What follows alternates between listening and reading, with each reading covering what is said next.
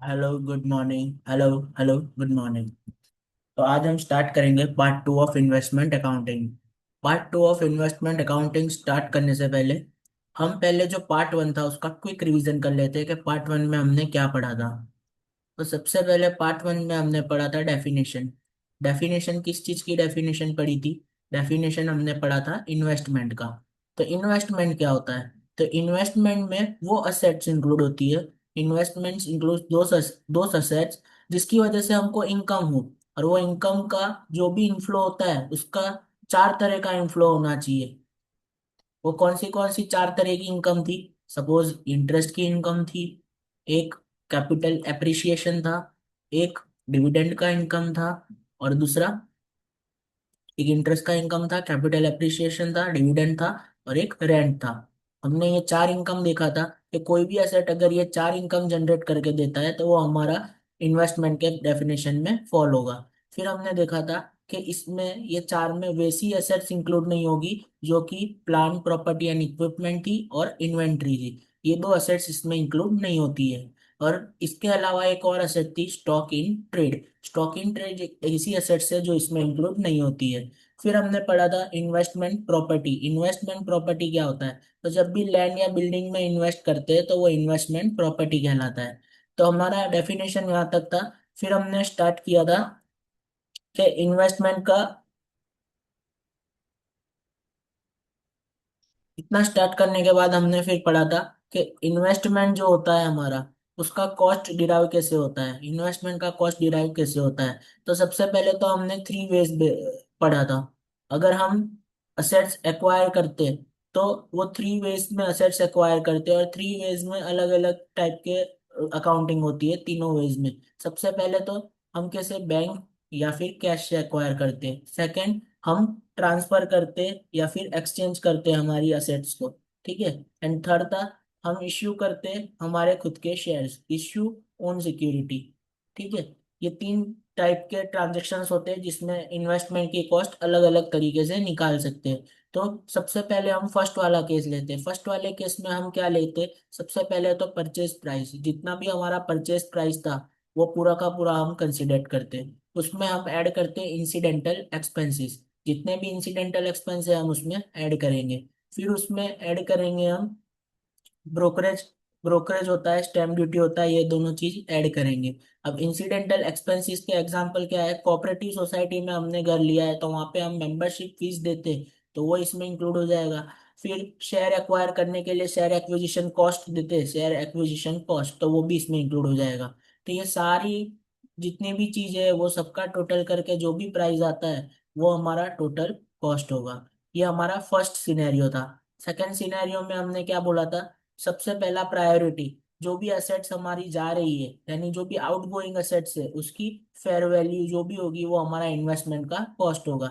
But अगर हम ascertain नहीं कर सकते, क्लियरली एविडेंट नहीं है, क्या क्लियरली एविडेंट नहीं है? Fair value of the asset outgoing की फेयर वैल्यू हमको पता नहीं है, क्लियरली एविडेंट नहीं है।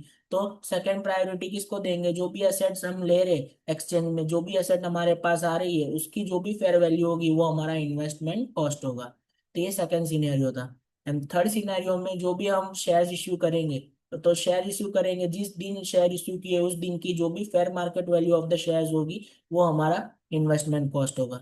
आई होप इतना आपको याद आ रहा होगा। इसके बाद हमने पढ़ा था डिबेंचर के बारे में। तो डिबेंचर की अकाउंटिंग कैसी होती है और बॉन्ड्स की अकाउंटिंग कैसी होती है?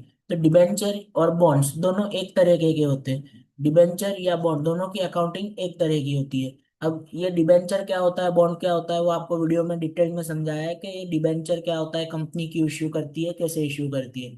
अब ये डिबेंचर होता है ये कंपनी इश्यू कर सकती है, बॉन्ड्स होते हैं वो गवर्नमेंट इश्यू करती है। ये दोनों पे हमको इंटरेस्ट मिलता है। अब इंटरेस्ट के ऊपर हमने चर्चा किया था, दो तरह के इंटरेस्ट होते हैं, एक एक्स इंटरेस्ट होता है, एक कम इंटरेस्ट होता है। अब एक्स इंटरेस्ट कम इंटरेस्ट दोनों क्या होता है? एक्स इंटरेस्ट यानी वैसा इंटरेस्ट होता है जिसमें इंटरेस्ट इंक्लूड नहीं, जिसमें इंटरेस्ट की अमाउंट इंक्लूड नहीं होती। कम इंटरेस्ट यानी जिसमें इंटरेस्ट की अमाउंट इंक्लूड होती है। ये दोनों को याद करने का इजी तरीका हमने वीडियो में आपको बताया था। अब आगे चलते हैं। एक्स इंटरेस्ट कम इंटरेस्ट होने के बाद सबसे पहले हम परचेज की एंट्री देखते हैं। हमने हमारी स्लाइड्स को दो पार्ट में बांटा था। पार्ट वन में हम परचेज की बात करते और पार्ट टू में हम सेल की बात करते। तो परचेज की एंट्री क्या होती है, सेल्स की एंट्री क्या होती है, हम अलग अलग तरीके से देख लेते हैं।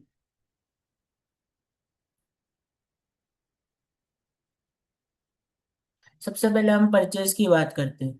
तो परचेज लेने के लिए हमको सबसे पहले जितना भी हमारा इन्वेस्टमेंट कॉस्ट होगा, वो इन्वेस्टमेंट कॉस्ट कैसे निकलता है, इन्वेस्टमेंट कॉस्ट निकालने के लिए हमने एक फॉर्मूला रट्टा मारा था, उसको समझा भी था और एकदम याद रखा था हमने।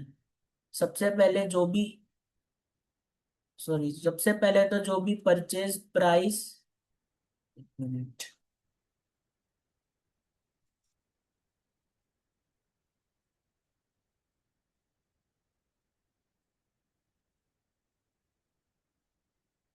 जो भी परचेज प्राइस था हमारा, purchase price cum interest, purchase price cum interest होगा, उसमें से हम इंटरेस्ट माइनस करेंगे, इंटरेस्ट की अमाउंट इसमें से माइनस करेंगे, तो जो भी अमाउंट हमको मिला वो परचेज प्राइस एक्स इंटरेस्ट मिलेगा। ये परचेज प्राइस एक्स इंटरेस्ट को हम क्या बोलते हैं, कॉस्ट ऑफ डिबेंचर भी बोलते हैं। बट ये कॉस्ट ऑफ डिबेंचर कब बनेगा, जब हमारे इंसिडेंटल एक्सपेंस कोई और नहीं है, तब ये हमारा कॉस्ट ऑफ डिबेंचर बन जाएगा। बट हमको अगर क्वेश्चन में स्टैम्प ड्यूटी या तो फिर ब्रोकरेज की अमाउंट दी हुई है, ब्रोकरेज का ट्रांजेक्शन दिया हुआ है, तो यहाँ पे हम ब्रोकरेज ऐड करेंगे। यहाँ पे ब्रोकरेज ऐड करने के बाद जो भी अमाउंट आता है, वो अमाउंट जो भी हमारा टोटल अमाउंट आएगा वो हमारा टोटल परचेज कॉस्ट होगा। अब हम एंट्री क्या करते हैं परचेज करने की, सबसे पहले तो हमारे बैंक से पैसे जाएंगे तो बैंक अकाउंट क्रेडिट हो जाएगा। ठीक है, ये बैंक अकाउंट क्रेडिट हो जाएगा। और हमारे पास क्या आएगा, सपोज 9% के डिबेंचर्स हमारे पास हमने परचेज किए, तो investment in 9% debenture account debit to bank account, ये अमाउंट कौन सा अमाउंट आएगा, ये वाला अमाउंट इधर आएगा। आपको हमेशा याद रखना है जो भी अमाउंट आएगा वो, ये जो कॉस्ट प्राइस होता है वो अमाउंट से ही हम इन्वेस्टमेंट अकाउंट को डेबिट या क्रेडिट करेंगे। और कॉस्ट प्राइस में कभी भी इंटरेस्ट का अमाउंट इंक्लूड नहीं होता, इंटरेस्ट की एंट्री हमेशा अलग से हम पास करेंगे। तो फर्स्ट एंट्री परचेज पे हमने परचेज की डाली, और परचेज के दिन ही दूसरी एंट्री हम इंटरेस्ट पेमेंट की करेंगे, तो interest account debit to bank account. I hope इतना क्लियर होगा। इंटरेस्ट पेमेंट क्यों करते हैं कल हमने वीडियो में समझा था, कितने मंथ का पेमेंट करते हैं वो भी वीडियो में हमने समझा था। ये अभी सिर्फ एंट्रीज डिस्कस कर रहे हैं कि एंट्रीज क्या होती है। तो परचेज की एंट्रीज एकदम सिंपल है, investment in debentures account debit to bank account, and second entry interest की उसी दिन पास करेंगे, इंटरेस्ट जो कि हमारा एक्सपेंस है पीएनएल में चला जाएगा to bank account. I hope इतना क्लियर होगा। अब सेल्स की बारी आती है। तो सेल्स में सबसे पहले हमने बोला था कि परचेज तो हमने पूरा, जैसे कि हमने निकाला था एक्स इंटरेस्ट परचेज प्राइस, इसको हम कॉस्ट बोलते हैं अगर ब्रोकरेज स्टैम्प ड्यूटी ना दिया हो तो ये हमारा कॉस्ट परचेज का तो है ही। सपोज स्टैम्प ड्यूटी या तो फिर ब्रोकरेज कुछ भी दिया हो तो हम इसमें ऐड करेंगे, तो टोटल परचेज प्राइस हमारा यहाँ पे हमको मिल जाएगा। इतने स्टेप्स तो हमको सेल्स के ट्रांजेक्शन में भी फॉलो करने रहेंगे। बट सेल्स में हम अलग से दो चीजें और देखेंगे, एक सेलिंग प्राइस देखेंगे और एक प्रॉफिट और लॉस का कैलकुलेशन देखेंगे।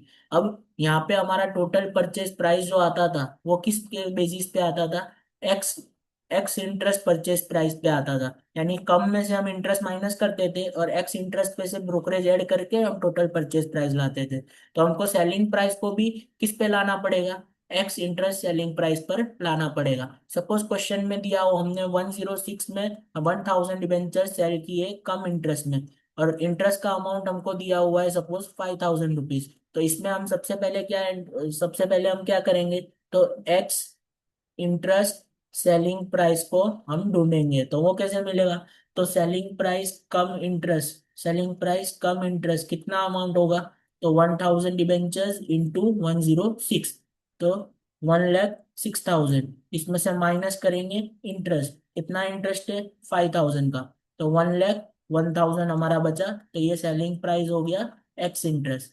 तो अब ये सेलिंग प्राइस के साथ हम ये वाला परचेस प्राइस जो है वो कंपेयर करेंगे।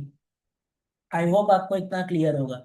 सेलिंग प्राइस और कॉस्ट प्राइस तभी कंपेरेबल होंगे जब हम दोनों को एक्स इंटरेस्ट पर लेके आएंगे। दोनों में से कोई भी एक चीज कम इंटरेस्ट पे है तो सबसे पहले उसको एक्स पे कन्वर्ट करो, फिर उसको कंपेयर करो।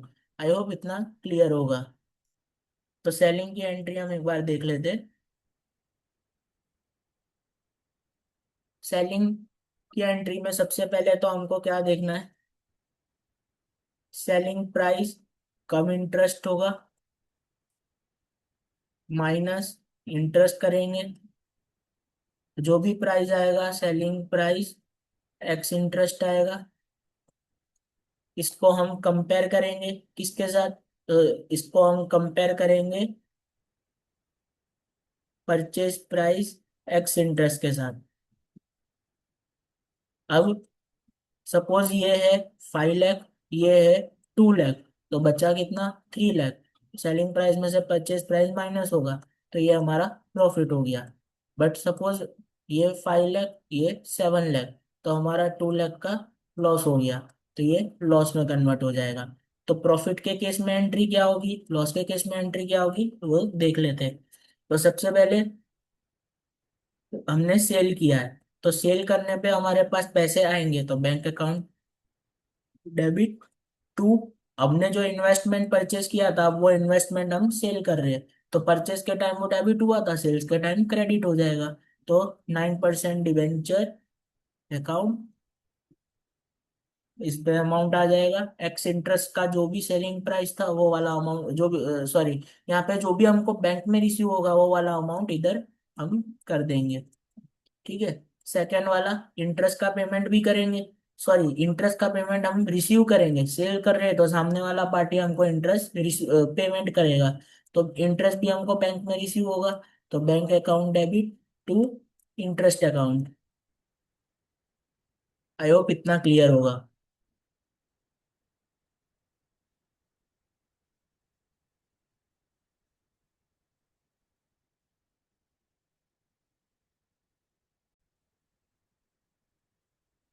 आई होप अभी तक जितना डिस्कस किया था वो कल के पार्ट में हमने जो सिखाया था वो हमने क्विक रिवीजन कर लिया। अब हम आज का सेकंड जो हमारा वीडियो का पार्ट है, इन्वेस्टमेंट अकाउंटिंग का सेकंड पार्ट, वो हम स्टार्ट करते हैं। तो अब हम जो स्टार्ट कर रहे हैं, अब आ रहा है ब्रोकरेज ऑन सेल। अब सेल के ऊपर ब्रोकरेज आ रहा है, वो वाला पार्ट हमारा स्टार्ट हो रहा है। तो यहाँ पे एक एग्जांपल फ्रेम किया है, और ये एग्जांपल अगर समझ में आ गया तो जितने भी ब्रोकरेज वाले क्वेश्चन है सब पे कमांड हमारा स्ट्रांग हो जाएगा। तो सबसे पहले हमको क्या दिया हुआ है, परचेज प्राइस 103 कम इंटरेस्ट पे दिया हुआ है, और क्वांटिटी 1000 दी हुई है। यानी हमारे पास परचेज प्राइस 103 था, कम इंटरेस्ट पे क्वांटिटी 1000 हमने डिबेंचर्स बाय किया हुआ है। अब डेट ऑफ परचेज 30 जून 2020, 30 जून 2020 पे हमने बाय किया।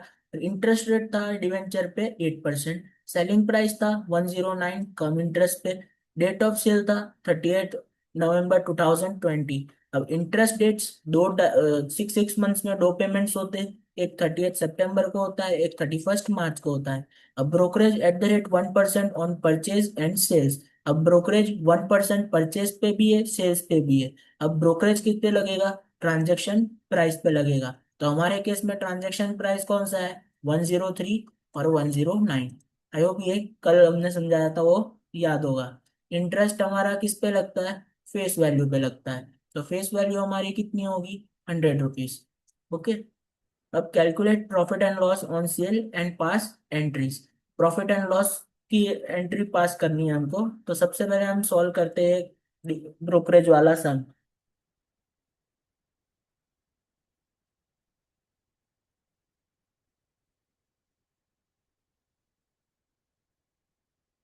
अभी यहाँ पे हम देखने जाएंगे, तो सबसे पहला हमारा वर्किंग नोट किसका बनेगा, परचेज प्राइस कम इंटरेस्ट, जो कि 103 था, 1000 डिबेंचर्स था।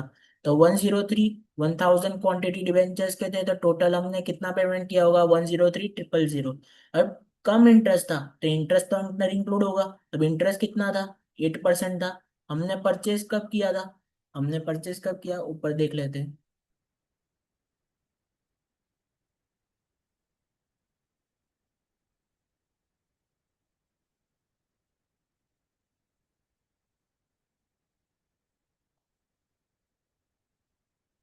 हमारा डेट ऑफ परचेज था 30 जून 2020।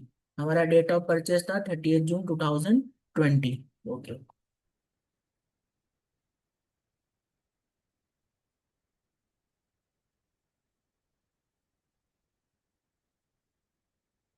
30 जून 2020। तो 30 जून हमारा अप्रैल, 1 अप्रैल से 30 जून। तो अप्रैल पूरा, मई पूरा, जून पूरा, यानी 3 मंथ हुआ। तो हमने परचेज किया तो 3 मंथ बाद, हम फाइनेंशियल ईयर स्टार्ट हो रहा है उसके 3 मंथ बाद परचेज किया, तो 3 मंथ का इंटरेस्ट उसको पे करेंगे। तो क्वांटिटी कितनी परचेज की थी? 1000। फेस वैल्यू कितना था? 100। 8% इंटरेस्ट लगेगा। कितने मंथ का लगेगा? 3 मंथ का। तो जब भी इसको सॉल्व करेंगे हम पूरा, तो हमारा आंसर आएगा 2000। तो 2000, 1,03,000 में से 2000 माइनस होगा तो हमको क्या मिलेगा? X interest price. X interest price को हम क्या बोलते हैं? कॉस्ट बोलते हैं। बट इसको कॉस्ट कब नहीं बोलेंगे? जब ब्रोकरेज ऐड होगा तो इसमें अगर ब्रोकरेज ऐड करेंगे तो हमको जो मिलेगा वो टोटल कॉस्ट होगा। और जब हम परचेज की एंट्री मारते हैं इन्वेस्टमेंट टू बैंक अकाउंट, तो इन्वेस्टमेंट टू बैंक में कौन सी अमाउंट आएगी? अब ये वाली आएगी। आई होप क्लियर होगा। अब एक्स इंटरेस्ट प्राइस हमको कितना मिल गया? 1,01,000। अब ब्रोकरेज है 1%, @1%, हमको किस पे लगेगा? 103 पे लगेगा। तो 103 पे 1000 क्वांटिटी इंटू 1%। तो 103 इंटू 1000 इंटू 1% सॉल्व करेंगे तो 1030। तो इसमें ये ऐड करेंगे तो टोटल अमाउंट आएगा 102030। तो हमारा डिबेंचर का टोटल कॉस्ट कितना हो गया? 102030। तो इसमें हमारा एंट्री क्या हो जाएगा? Investment in debenture account debit 102030 to bank account 102030। I hope clear होगा।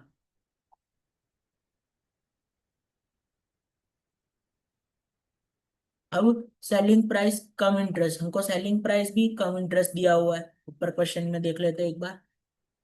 ये सेलिंग प्राइस हमको दिया हुआ है 109 कम इंटरेस्ट, 109 कम इंटरेस्ट की हमको सेलिंग प्राइस दी हुई है।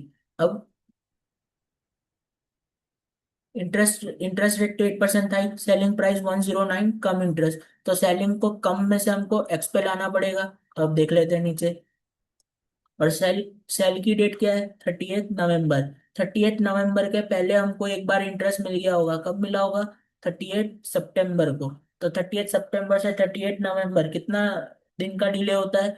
पूरा अक्टूबर, पूरा नवंबर, यानी 2 मंथ। तो 2 मंथ का इंटरेस्ट हम रिसीव करेंगे, सेल कर रहे हैं यानी इंटरेस्ट रिसीव करेंगे।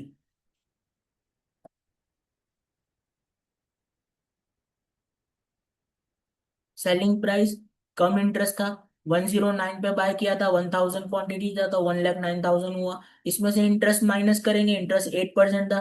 टोटल 1000 क्वांटिटी थी, फेस वैल्यू 100 था।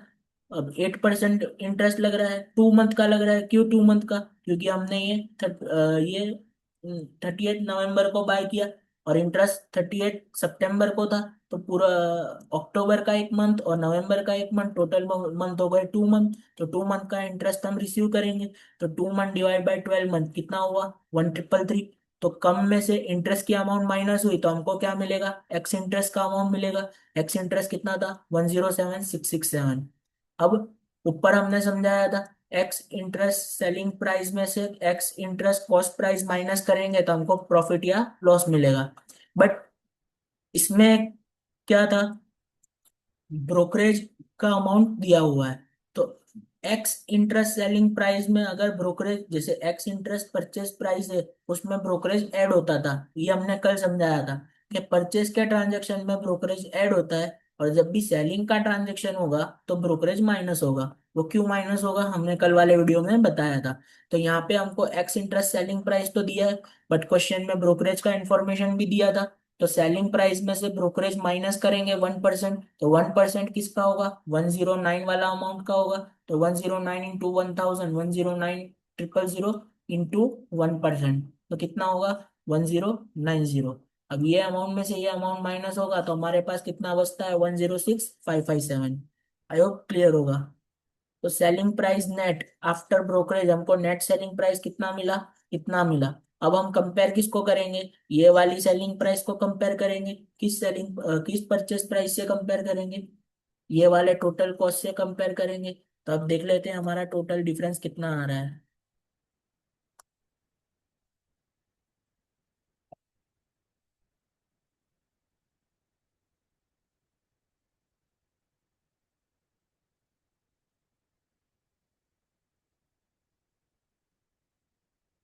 Calculation of profit and loss. तो सबसे पहले सेलिंग प्राइस जो हमारा था नेट, ये नेट बोलो या एक्स इंटरेस्ट बोलो, कुछ भी बोलो सेम ही होता है। एक्स इंटरेस्ट में ब्रोकरेज का इफेक्ट देंगे तो वो नेट सेलिंग प्राइस हो जाता है।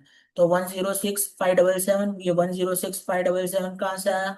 ये वाली सेलिंग प्राइस थी 106,577। परचेज कॉस्ट हमारी 102,030। तो 106,577 में से 102,030 हमने माइनस किया तो हमारा डिफरेंस कितना आया? 4,547। तो ये हमारा नेट प्रॉफिट हो गया। आई होप इतना क्लियर होगा। अब एंट्रीज हम बीच में भूल ना जाए, कुछ ना करे, इसके लिए हमने कल एक फॉर्मूला बताया था टाइमलाइन ड्रॉ करने का। तो हमने इधर टाइमलाइन नीचे ड्रॉ की हुई है उसी एग्जांपल की। तो ईयर स्टार्ट कब होता है? 1 अप्रैल को स्टार्ट होता है। फर्स्ट परचेज कब किया था? 30 जून को फर्स्ट परचेज किया था। जब भी परचेज करो तो दो एंट्री तो आती ही आती है, एक तो परचेज की कॉस्ट की एंट्री आएगी, एक इंटरेस्ट की आएगी।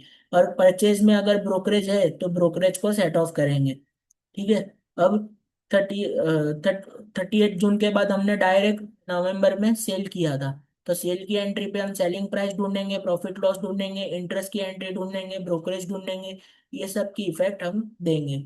अब 38 नवंबर को सेल हुआ और 30 जून को परचेज हुआ। बट जब एंट्रीज मारने का टाइम आएगा तो हम ये दो एंट्रीज भूल ही जाएंगे। ये दो एंट्रीज कौन सी एंट्रीज है? ये दो एंट्रीज वो एंट्री है जबकि जो भी कंपनी है वो इंटरेस्ट पेमेंट करेगी। तो इस डेट पे कंपनी कितने मंथ का इंटरेस्ट पेमेंट करती है? 6 मंथ का। कंपनी हमेशा 6 मंथ का ही करती है, वो नहीं देखती कि बीच में कब तुमने बाय किया कब तुमने सेल किया। तो हमारे केस में कंपनी 30 जून को 6 मंथ का इंटरेस्ट पे करेगी। अब सबसे पहले तो फाइनेंशियल ईयर बिगिन होने के बाद सबसे पहला ट्रांजेक्शन कब हुआ? 30 जून को। 30 जून को सबसे पहले हमारा ट्रांजेक्शन में परचेज का ट्रांजेक्शन था। तो इन्वेस्टमेंट इन डिबेंचर अकाउंट डेबिट 102,030, और हमारे पास से बैंक का बैलेंस बाहर गया तो 102,030। ये कौन सी अमाउंट है? ये हमारी ब्रोकरेज का इफेक्ट देने के, एक्स इंटरेस्ट के बाद जो ब्रोकरेज का इफेक्ट हमने दिया वो वाली अमाउंट है, ये वाला 102,030। आई होप क्लियर होगा। अब नीचे आते हैं। सेकंड, इंटरेस्ट का पेमेंट हमने किया हुआ है। Interest account debit to bank account. Purchase किया तो इंटरेस्ट हमारा एक्सपेंस होगा, तो interest account debit to bank account. 2,000 rupees का इंटरेस्ट पेमेंट किया था हमने, वो भी हमने कैलकुलेशन किया था। ये कम इंटरेस्ट में से इंटरेस्ट को माइनस किया तो ये वाला जो भी हमने फॉर्मूला लगाया था 1,000 × 100 × 8%, 3 मंथ डिवाइड बाय 12 मंथ, तो ये 2,000 का अमाउंट जो भी आया वो हमारा इंटरेस्ट का अमाउंट था। तो हमने इंटरेस्ट की एंट्री भी दे दी। इंटरेस्ट की एंट्री क्या होगी? Bank account, interest account debit to bank account. तो हमारा परचेज का एंट्री यहाँ पे पूरा हो गया। अब हमारे पास दूसरा एंट्री किस चीज का आता है? 38 सितंबर को। अब हम टाइमलाइन ड्रॉ नहीं करेंगे तो परचेस के बाद सीधा सेल की एंट्री पे, ये वाली एंट्री पे पहुंच जाएंगे। बट जबकि हमने टाइमलाइन ड्रॉ किया हुआ है तो अब हम ये वाली एंट्री को भूलेंगे नहीं। ठीक है। तो ये वाली एंट्री पे हमको क्या होता है? 30 सितंबर को बैंक से इंटरेस्ट मिलता है। तो bank account debit to interest account. कितना इंटरेस्ट मिलेगा हमको? 6 मंथ का इंटरेस्ट मिलेगा। हमारे पास कितने डिबेंचर्स थे? हमारे पास 1,000 डिबेंचर्स थे, 100 की फेस वैल्यू पे थे, 8% होगा, 6 डिवाइड बाय 12 होगा। तो 1,000 डिबेंचर्स, 100 की फेस वैल्यू, 8% था, 6 मंथ का मिलेगा 12 मंथ में से। ये कौन पे करेगा? कंपनी पे करेगी। इसको सॉल्व करेंगे, आंसर आएगा 4,000। तो 30 सितंबर को कंपनी की तरफ से कितना डिविडेंड मिला हमको? 4,000। आई होप क्लियर होगा। अब 38 नवंबर को सेल का एंट्री हुआ। तो सेल के एंट्री में हमने सबसे पहले तो क्या देखा था? सबसे पहले तो हमने सेलिंग प्राइस निकाला, एक्स इंटरेस्ट वाला। सेलिंग प्राइस को हमने कॉस्ट प्राइस एक्स इंटरेस्ट के साथ कंपेयर किया और हमारा प्रॉफिट निकला था 4,547 का। ऊपर जाके एक बार दिखा देते हैं।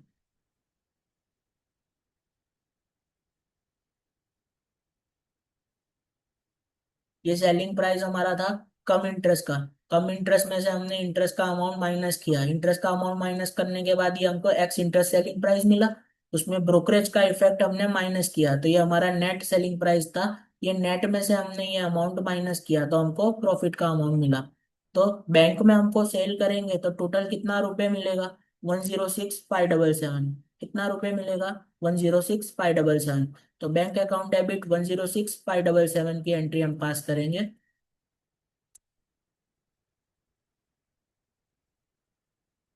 Bank account debit 106,577, bank account debit 106,577। अब इन्वेस्टमेंट हमारा कितना गया? ऊपर हमारा इन्वेस्टमेंट कितने रुपए से आया था? कॉस्ट प्राइस हमारा इन्वेस्टमेंट का कितना था? 102030। जितना कॉस्ट हमने डेबिट किया वही कॉस्ट से हम क्रेडिट करेंगे। तो 102030 से हम क्रेडिट कर देंगे इन्वेस्टमेंट को। ये हमने 102030 से क्रेडिट किया। जो भी अमाउंट बचा वो किस अमाउंट का होगा? Profit and sale of investment. तो 4547 का हमारा प्रॉफिट है जो हमने ऊपर कैलकुलेशन किया था। तो जब भी सेल होगा तो प्रॉफिट होगा या लॉस होगा? सपोज इस केस में प्रॉफिट है तो हमारा प्रॉफिट क्रेडिट हुआ। मानो लॉस होता और सपोज हमारा सेलिंग प्राइस था 100, सेलिंग प्राइस था 100, कॉस्ट प्राइस था 110, तो हम क्या एंट्री मारेंगे?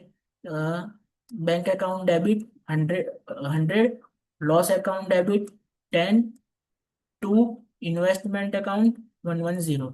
आई होप क्लियर होगा। अब ये एंट्री तो मार दी हमने। ये एंट्री के बाद इंटरेस्ट का एंट्री तो आएगा। परचेज हो, सेल हो, कम इंटरेस्ट हो, एक्स इंटरेस्ट हो, इंटरेस्ट कभी भी कॉस्ट का प्राइस नहीं, पार्ट नहीं होता है। इंटरेस्ट की हमेशा अलग से एंट्री लगती है। तो इंटरेस्ट की एंट्री अलग से मारेंगे तो अब की बार सेल कर रहे हैं तो इंटरेस्ट रिसीव करेंगे। और 30 नवंबर को सेल हो रहा है तो लास्ट इंटरेस्ट कंपनी ने कब पे किया था? 30 सितंबर को। तो 2 मंथ का इंटरेस्ट मिला। ऊपर कैलकुलेशन किया था, कैलकुलेशन में कम इंटरेस्ट में से इंटरेस्ट की अमाउंट माइनस किया था, तो वो जो माइनस किया हुआ इंटरेस्ट हम यहाँ पे एंट्री कर देंगे। Bank account debit to interest account. Easy, मक्खन। चलते आगे। ये था हमारा ब्रोकरेज वाला कॉन्सेप्ट। ब्रोकरेज के कॉन्सेप्ट में सिर्फ एक ही चीज याद रखनी है, परचेज पे अगर ब्रोकरेज लग रहा है तो वो ऐड होगा, सेल्स पे ब्रोकरेज लग रहा है तो वो माइनस होगा। टोटल अमाउंट जो भी आता है उसको कंपेयर करेंगे, दोनों को जो भी कंपेयर होता है, प्रॉफिट एंड लॉस आता है उसकी एंट्री कर देंगे। आई होप क्लियर होगा इतना। अब कॉस्ट कैलकुलेशन मेथड।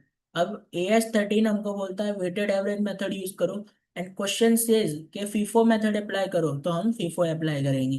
अब ये वेटेड एवरेज क्या होता है, फीफो क्या होता है, वो हम एक बार बताते हैं। अभी तक हमने क्या किया था?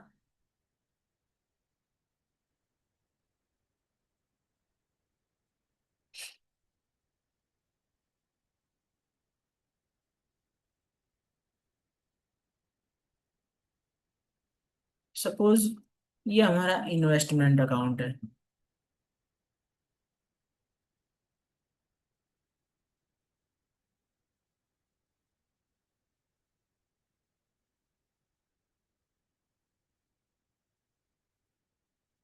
ओके, यहाँ पे हमने परचेज किया तो टू बैंक आया। यहाँ पे हमने परचेज किया, कितना परचेज किया? 1000 क्वांटिटी @100। तो यहाँ पे 1 लाख रुपीज की एंट्री आ गई। अब यहाँ पे हमने सेल किया तो बाय बैंक 1000 क्वांटिटी इंटू 110। तो 1000 क्वांटिटी 110 तो कितना हुआ? 1,10,000। अब इसमें और इसमें डिफरेंस क्या है? 10,000 का डिफरेंस है। सेलिंग प्राइस ज्यादा है, 10,000 का डिफरेंस आया तो ये हमारा प्रॉफिट होगा। प्रॉफिट की एंट्री हम क्या मारते थे? जैसे कि प्रॉफिट की एंट्री अलग से तो मारते नहीं थे, bank account debit to investment to profit. Bank account में कितना आया? 1,10,000। इन्वेस्टमेंट का कॉस्ट प्राइस कितना था? ये रहा 1 लाख। तो ये 1 लाख और ये था 10,000 प्रॉफिट का अमाउंट। तो इन्वेस्टमेंट अकाउंट में प्रॉफिट का अमाउंट है तो हमारा प्रॉफिट है।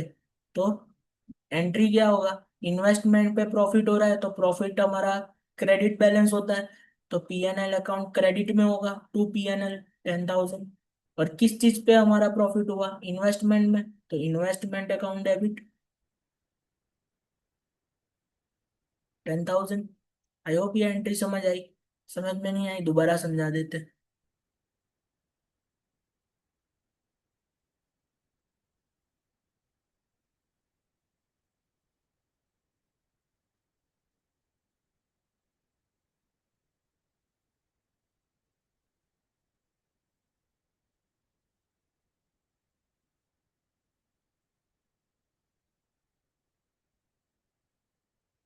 ये हमारा था इन्वेस्टमेंट अकाउंट। ठीक है। जनरली हमको प्रॉफिट होता है तो हम एंट्री क्या करते हैं, पीएनएल क्रेडिट होता है हमारा, प्रॉफिट यानी पीएनएल क्रेडिट होता है, तो टू पीएनएल करेंगे। और प्रॉफिट किस पे हुआ, इन्वेस्टमेंट पे हुआ। इन्वेस्टमेंट का अमाउंट ज्यादा हुआ इसीलिए प्रॉफिट हुआ, तो इन्वेस्टमेंट को डेबिट करेंगे। कितने से, 10,000 से। तो एंट्री क्या हुआ, investment account debit to PNL account, 10,000 10,000। तो हमने यहाँ पे बाय किया था, तो टू बैंक अकाउंट 1,000 क्वांटिटी, 100 के प्राइस पे हमने बाय किया। 1 लाख का अमाउंट यहाँ पे आया। अब यहाँ पे हमने क्या किया था, परचेज किया था। परचेज की एंट्री हम क्या करते, इन्वेस्टमेंट टू बैंक।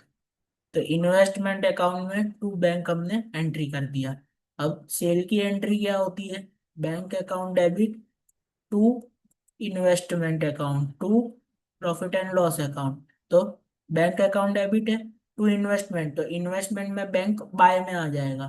तो क्रेडिट साइड हम क्या करेंगे, बाय बैंक अकाउंट। बैंक में हमको कितना रुपीस मिला, 1,000 क्वांटिटी का 110 में हमने सेल किया, तो 1,10,000 मिला। अब वन ये जितना बाय किया था इतना सेल कर दिया, तो ये हम इसको अकाउंट क्लोज करेंगे, तो इधर का टोटल 1,10,000 आएगा। तो यहाँ पे तो 1 लाख ही है, 10,000 से कम हो रहा है, तो 10,000 का हमारा क्या होगा, to PNL profit and loss होगा, और ये हमारा प्रॉफिट होगा। अब पीएनएल डेबिट साइड आया, इसका मतलब ये नहीं कि ये लॉस है। ये इन्वेस्टमेंट के अकाउंट में पीएनएल डेबिट साइड आया, इन्वेस्टमेंट के अकाउंट में पीएनएल डेबिट साइड आता है, इसका मतलब प्रॉफिट हुआ है। अगर ये पीएनएल अकाउंट होता, सपोज ये पीएनएल अकाउंट होता, तो हम क्या करते, टू इन्वेस्टमेंट अकाउंट 10,000 ऐसी एंट्री करते। समझ आया। अब इन्वेस्टमेंट में प्रॉफिट हो रहा है तो ये डेबिट साइड आएगा, अगर मानो इस पे लॉस हो रहा होता तो ये पीएनएल की एंट्री इधर आती। समझ आया। लॉस वाला एग्जांपल भी एक बार देख लेते तो क्लियरिटी आ जाएगा।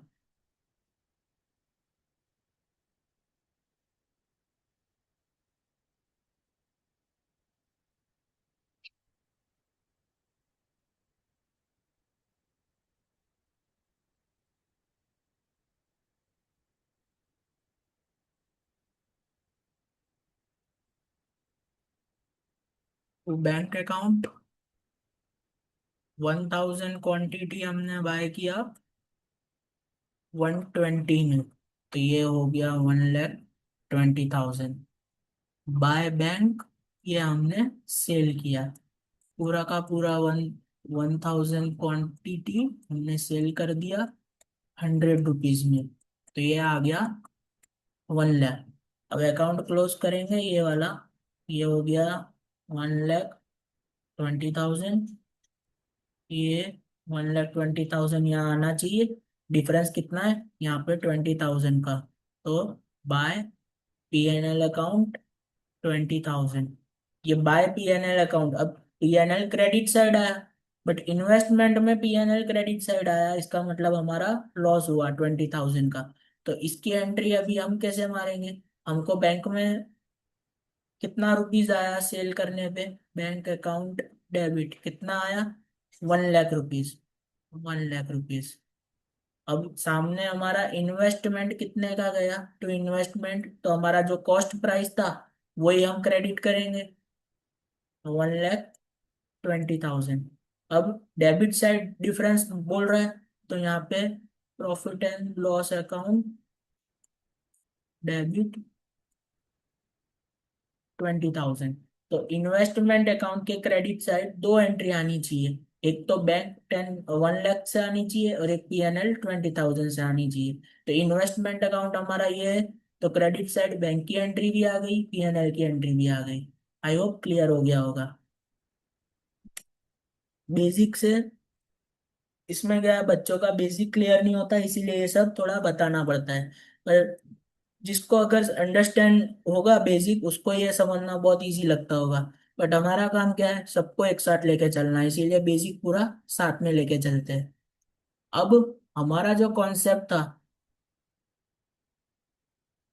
वेटेड एवरेज से करना है या फीफो से वैल्यू करना है, अब वो कॉन्सेप्ट क्या बोलना चाहता है।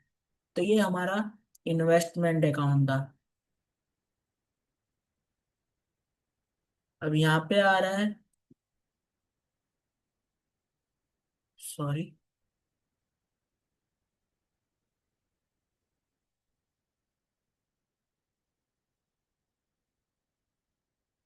To bank account 1000 quantity into 100, तो 1 लाख।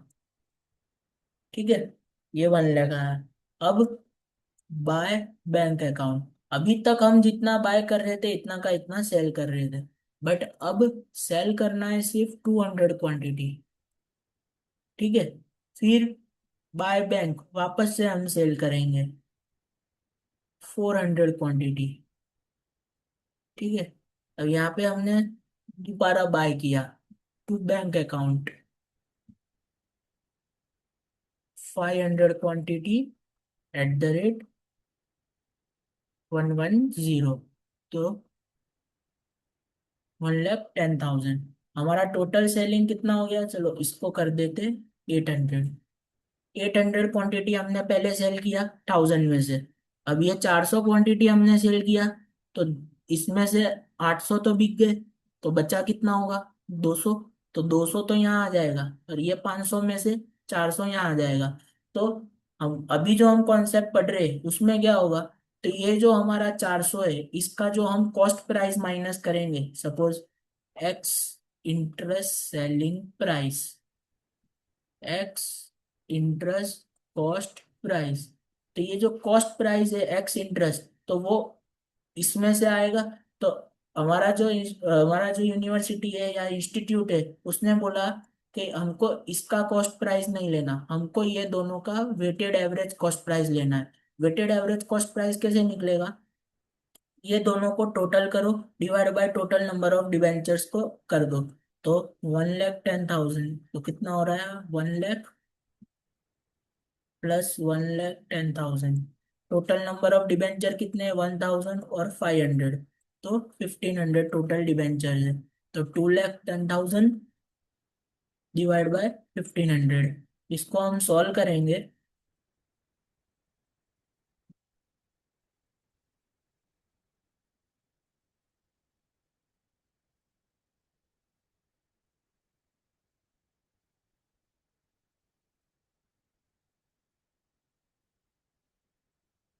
140, तो हमारा जो एवरेज प्राइस आया वो आया 140 रुपीज का। समझ आया, तो हमारा वेटेड एवरेज प्राइस कितना आया, 140 रुपीज का। ये हमने कैलकुलेशन सही किया था।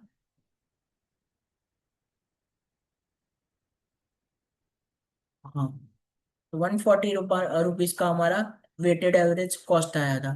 तो जब भी हम ऐसे सम सॉल्व करेंगे, तो जो कॉन्सेप्ट था वेटेड एवरेज का, वो ये बोलना चाहता है कि जब भी हम अभी तक क्या करते थे, पूरा का पूरा क्वांटिटी हम सेल करते थे, बट अब हमको क्या करना है, पूरा का पूरा क्वांटिटी सेल नहीं करना है, थोड़ा थोड़ा करके सेल करना है। तो जो भी अमाउंट बचता है, कोई भी परचेज किया, सपोज 1000 क्वांटिटी, उसके बाद परचेज किया 800 क्वांटिटी, उसके बाद परचेज किया 200 क्वांटिटी, ये हमने किया था 100 पे, ये हमने किया 110 पे, ये हमने किया 120 पे। अब हम डायरेक्ट सेल कर रहे हैं कितना, 1600 क्वांटिटी। अब 1000 भी हो गया और 800 भी हो गया, तो इसका कॉस्ट कितना, इसका कॉस्ट कितना। तो हमारा जो इंस्टीट्यूट है वो क्या बोलता है, दोनों का वेटेड एवरेज कॉस्ट ले लो। बट अगर सम में बोला हो, सब में स्पेसिफिकली बोला हो कि फीफो मेथड यूज करो, तो हमको फीफो मेथड यूज करना है। समझ में आया, तो फीफो मेथड में हम कैसे यूज करेंगे, जैसे 1000 इंटू 100 तो कितना हुआ, 1 लाख हुआ। अब 800 इंटू 110 तो इसका टोटल कितना हुआ, इसका जो भी टोटल होता है, सपोज 88,000 में भी, एक बार आप चेक कर लेना, मैंने बिना कैलकुलेट किए किया है। तो टोटल 1,88,000 इसका हो रहा है। तो ये 1 लाख के क्वांटिटी फीफो में तो पूरा जाएगा, 1000 क्वांटिटी तो पूरा जाएगा। अब 88,000 में से कितनी क्वांटिटी जा रही है, 800 में से सिर्फ 600 ही जाएगी, ऊपर की 600। तो हम इसमें क्रॉस मल्टीप्लिकेशन करेंगे। 800 क्वांटिटी की वैल्यू थी 88,000, तो 600 क्वांटिटी की वैल्यू कितनी होगी। तो इसको सॉल्व करके जो भी आंसर आता है, सपोज जो भी आंसर आएगा, ये आंसर को हम ये वाली अमाउंट में प्लस करेंगे। तो सपोज सेलिंग प्राइस हमारा आया एक्स एक्स अमाउंट, इसमें से माइनस करेंगे परचेस प्राइस ये वाला और ये वाला का मिला के, तो जो भी टोटल आएगा वो हमारा प्रॉफिट एंड लॉस होगा। ये अभी हम सम सॉल्व करेंगे तो एकदम क्लियर हो जाएगा।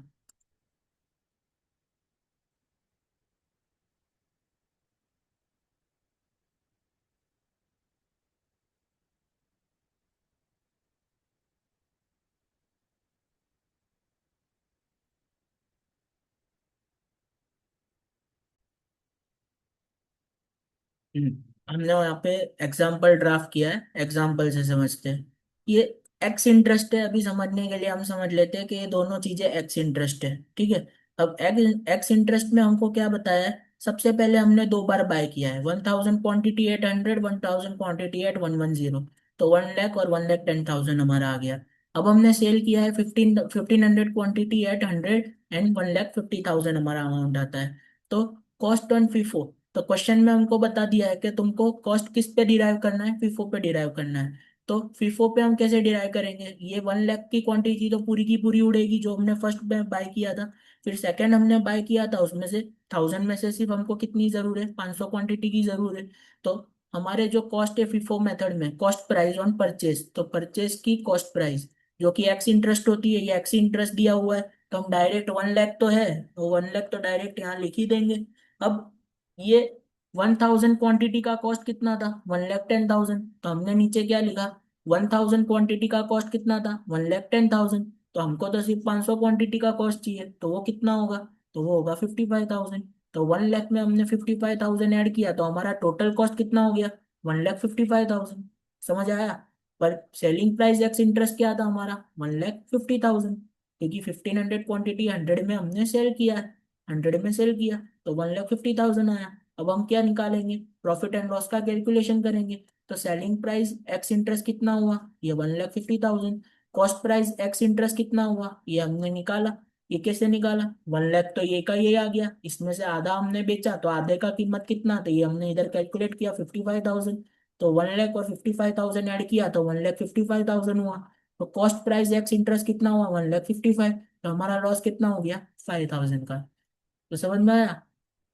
वो कैलकुलेशन मेथड में हमको जो बोल रहे थे, वो वेटेड एवरेज मेथड यूज करो। बट अगर क्वेश्चन बोलता है फीफो, तो हम फीफो यूज करेंगे। वेटेड एवरेज भी मैंने निकालते सिखाया, ये दोनों अमाउंट का टोटल करो, divide by total number of debentures कर दो। तो जितना भी टोटल आता है, सपोज 130 रुपीज या 140 रुपीज या 120 रुपीज पर डिबेंचर, तो यहाँ पे हमने सपोज कितना सेल किया था, 1500 यूनिट सेल किया था। तो 1500 यूनिट बाय की, सपोज 120 कॉस्ट प्राइस आती, तो 120 इंटू 1500 जो भी अमाउंट आता, वो अमाउंट हम यहाँ पे लिख के प्रॉफिट एंड लॉस निकाल लेते। आई होप क्लियर हो रहा है। अब आसानी से समझ में आ गया होगा।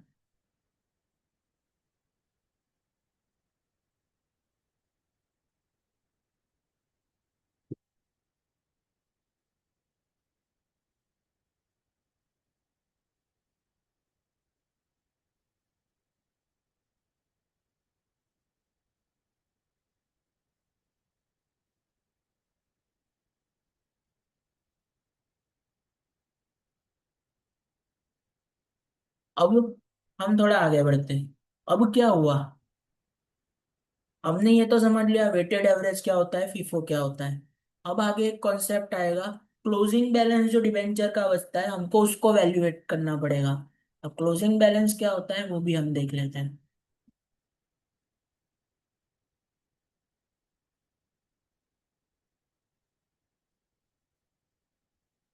ये हमारा इन्वेस्टमेंट अकाउंट हो गया। यहाँ पे हमने टू बैंक अकाउंट परचेज किया था, 1000 इंटू 100 पे, तो ये 1 लाख हो गया। यहाँ पे हमने टू बैंक किया 1000 क्वांटिटी इंटू 110, तो ये 1,10,000 हो गया। यहाँ पे हमने बाय बैंक सेल किया कितनी, 1500 क्वांटिटी इंटू 100, 1,50,000। अब बाय बैंक हो गया, सब हो गया। सपोज यहाँ पे प्रॉफिट लॉस कुछ भी नहीं हुआ, ऐसा हम अज्यूम कर लेते हैं, नो प्रॉफिट नो लॉस, कुछ भी नहीं हुआ। बट अब हमको क्या हुआ, ये 1 लाख और 1,10,000 कितने अमाउंट्स थे, 1,000 क्वांटिटी, 1,000 क्वांटिटी। तो बाइंग क्वांटिटी कितनी थी, 2,000। सेलिंग क्वांटिटी कितनी है, 1,500। तो बची हुई 500 क्वांटिटी का क्लोजिंग बैलेंस रह जाएगा। अब ये क्लोजिंग बैलेंस को हमको कैरी फॉरवर्ड करना पड़ेगा नेक्स्ट ईयर के लिए। अब जो ये क्लोजिंग बैलेंस की यहाँ पे अमाउंट आएगी, तो वो कौन सी अमाउंट आनी चाहिए। तो आप बोलोगे कि उसमें अमाउंट ढूंढने में कौन सा है, 2,10,000 यहाँ पे लिख दो टोटल। यहाँ पे 2,10,000 आना चाहिए। 2,10,000 में से ये माइनस करो, 60,000 आया। तो ये फिर 500 क्वांटिटी का वैल्यूएशन 60,000 आया। ऐसा करेक्ट मेथड है। बट हमारा इंस्टीट्यूट क्या बोलता है कि ये 6,000 है, इसकी दो पॉसिबिलिटी है। इसको लॉन्ग टर्म है या शॉर्ट टर्म है, पहले ये डिसाइड करो। ये जो हमारा डिबेंचर है, ये लॉन्ग टर्म नेचर का है या शॉर्ट टर्म नेचर का है। अगर लॉन्ग टर्म नेचर का है तो इसको आप वैल्यू कर दो कॉस्ट प्राइस पे। तो ये जो हमारा 60,000 है, हमने इसको कॉस्ट पे ही वैल्यू किया। कॉस्ट पे कैसे वैल्यू किया, क्योंकि जितनी भी अमाउंट हम डेबिट करते थे वो कॉस्ट की डेबिट करते थे, एक्स इंटरेस्ट कॉस्ट प्राइस। तो कॉस्ट पे वैल्यू करना यानी जो भी हम इन्वेस्टमेंट अकाउंट रेगुलर बनाते हैं वो वैसे ही रहेगा। बट शॉर्ट टर्म है, सपोज हमारा डिबेंचर का नेचर शॉर्ट टर्म वाला है, तो उसमें हमको मार्केट वैल्यू और cost price which ever is lower, दोनों में से जो भी कम है वो लेना पड़ेगा।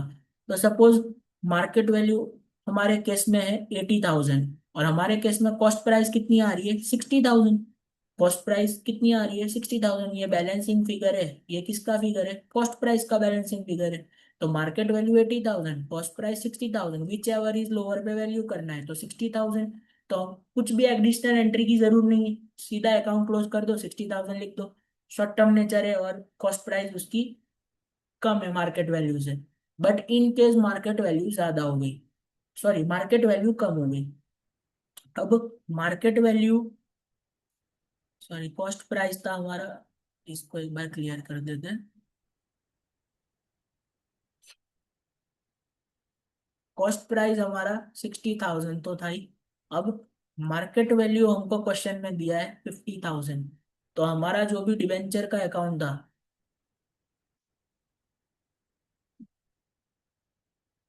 इन्वेस्टमेंट इन डिवेंचर अकाउंट, तो यहाँ पे आ रहा था सपोज 2,15,000। यहाँ पे था 1,50,000, यहाँ पे 2,10,000 था।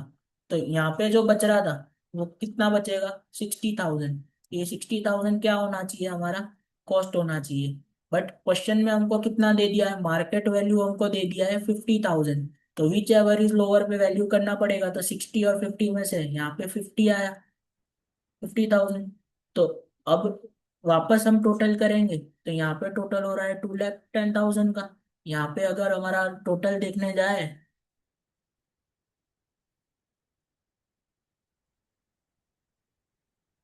1,50,000 प्लस 50,000, 2 लाख का ही टोटल हो रहा है। अभी भी 10,000 कम है, वो कम है। तो इन्वेस्टमेंट में डेबिट साइड अगर पीएनएल आता है तो वो प्रॉफिट माना जाता है। क्यों, क्योंकि पीएनएल का क्रेडिट बैलेंस होता है, तो इन्वेस्टमेंट के अकाउंट में वो डेबिट में आएगा। बट इन्वेस्टमेंट के अकाउंट में अगर क्रेडिट साइड डिफरेंस है तो वो डिफरेंस को हम पीएनएल में ट्रांसफर कर देंगे टू पीएनएल। अच्छे से बना के दिखाता हूँ तो ही समझ में आएगा।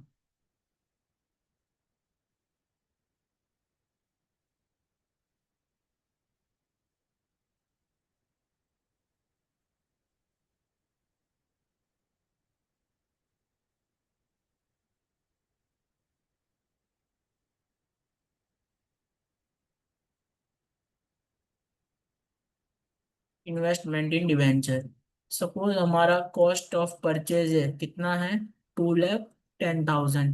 हमारा सेलिंग प्राइस है 1,50,000।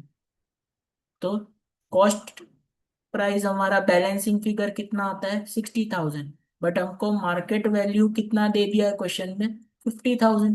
तो हमारा जो भी क्लोजिंग बैलेंस होगा वो हम कितने पे वैल्यू कर देंगे 50,000।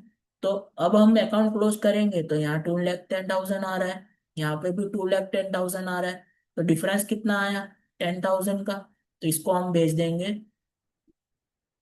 Bye P&L account 10,000। ये हमारा क्या हो गया, लॉस हो गया। लॉस क्यों हुआ, वैल्यू हमारी थी 60,000 बट मार्केट बोला है 60,000 नहीं, तुम्हारी वैल्यू 50,000 ही है। तो वैल्यू 10,000 से कम हो गई, तो जो 10,000 से कम हुई उसको P&L में लॉस की तरह हम ट्रांसफर कर देंगे। आई होप इतना क्लियर होगा। ये कब करना है, क्लोजिंग के वक्त करना है। क्लोजिंग के वक्त हमको देखना है लॉन्ग टर्म है या शॉर्ट टर्म है, दोनों में से जो भी हो।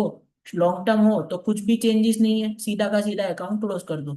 शॉर्ट टर्म में भी दो चीज देखो, कॉस्ट प्राइस अगर कम है मार्केट प्राइस से, तो कॉस्ट प्राइस कम है तो कॉस्ट जो भी है उसमें कुछ ट्रीटमेंट नहीं, सीधा अकाउंट क्लोज कर दो। बट मार्केट वैल्यू कम है तो प्रॉफिट एंड लॉस पे लॉस की एंट्री देनी पड़ेगी। आई होप इतना क्लियर होगा।